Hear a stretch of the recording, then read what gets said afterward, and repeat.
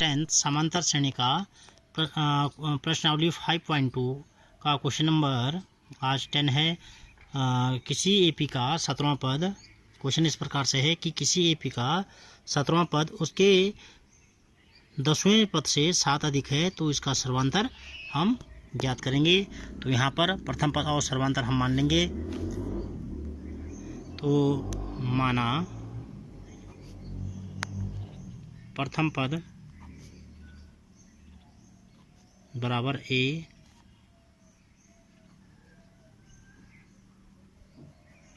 सर्वांतर बराबर डी।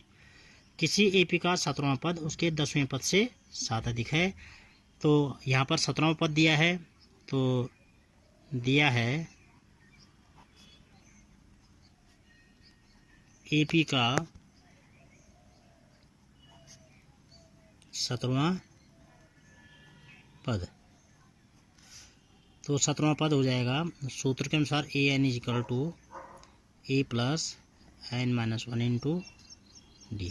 तो A 17 A plus 17 minus 1 into D. तो ए 17 बराबर ए प्लस 17 में से एक अगर कम करेंगे तो 16 डी समीकरण नंबर 1। इसके बाद 10वें पद से 7 अधिक है तो एपी का 10वां पद, एपी का 10वां पद ए 10, 17वां पद होगा। इसका भी जैसे लिखने की जरूरत नहीं। चलो तो फॉर्मूला वही A N is equal to A plus N minus 1 into D.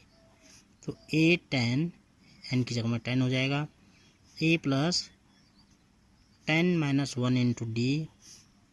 तो A 10 is equal to A plus 9 D समीकरण नंबर 2। तो यहाँ पर दिया है किसी एपी का 17वां पद उसके 10वें पद से 7 अधिक है। तो प्रश्नानुसार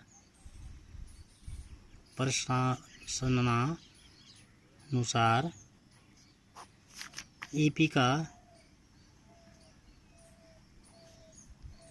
17वां पद, किसी एपी का 17वां पद उसके 10वें पद से 7 अधिक है बराबर एपी का 10वां पद प्लस 7 अधिक है तो अधिक के लिए जोड़ कर देंगे। तो एपी का 17वां पद हमारे पास आया ए प्लस 16 डी बराबर एपी का 10वां पद हमारे पास ए प्लस 9 डी प्लस 7।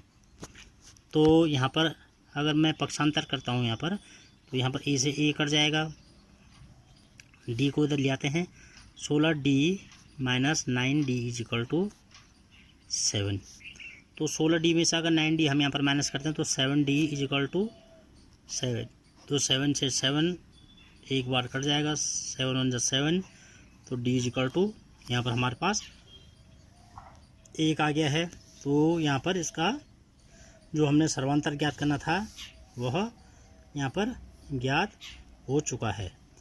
इसके बाद क्वेश्चन नंबर 11 में ये कह रहे हैं कि ए पी सच दैट 3, 15, 27, 39 का कौन सा पद उसके 54वें पद से 132 अधिक होगा।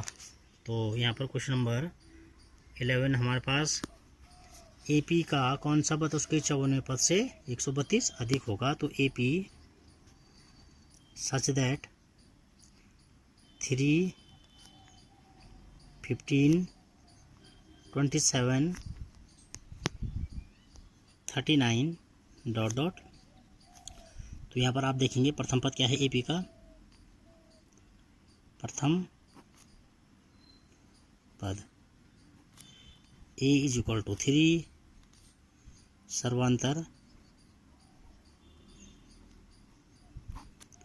डी इज इक्वल टू, ठीक पहला पद उसके बाद वाले पद में से घटाने पर जो संख्या प्राप्त होगी वह सर्वांतर होता है। तो 15 में से 3 घटा लिया तो 15 माइनस 3 बराबर 12। तो सर्वांतर हमारे पास 12 आ गया है। तो यहाँ पर हमने ज्ञात करना है कि कौन सा पद उसके 54वें पद से 132 अधिक होगा। तो माना nवां पद या इसका 54, तो AP का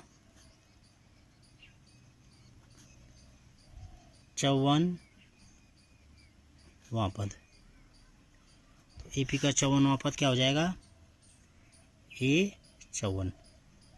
तो हम जानते हैं AN is equal to A plus n-1 into D।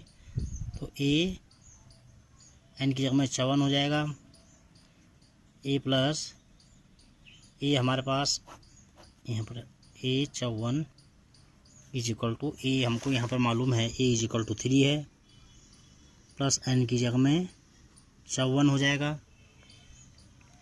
और D हमको 12 दिया गया है। तो A प्लस 54 में से 1 कम कर लेंगे तो 53 गुणा गया 12। तो यहाँ पर समीकरण नंबर 1 A54, तो यहाँ पर यह हमसे पूछा जा रहा है कि कौन सा पद उसके 54वें पद से 132 अधिक होगा। तो माना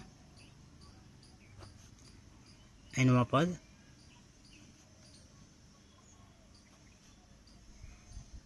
चौवनवें पद से 132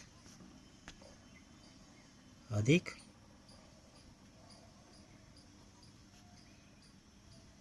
होगा। तो AP का nवां पद होता है AN,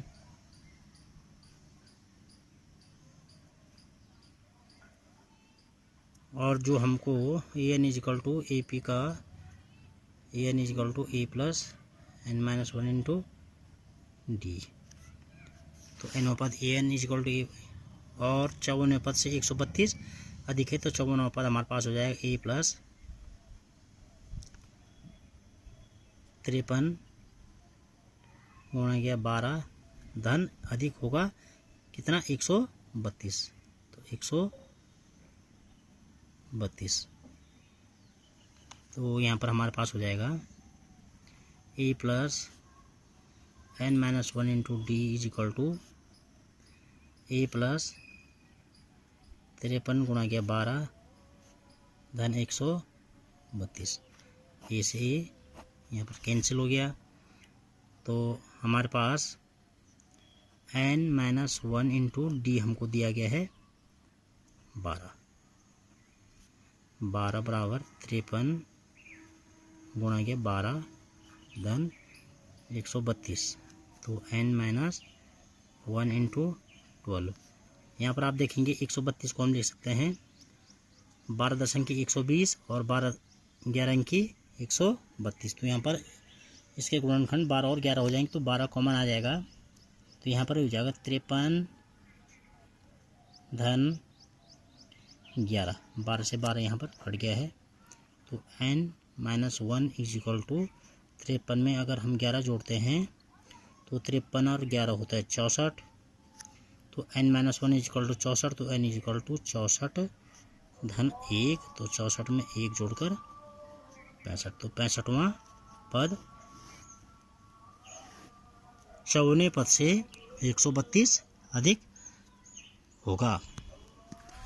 तो ये 2 क्वेश्चन आप लोगों के लिए। इसके बाद क्वेश्चन नंबर 13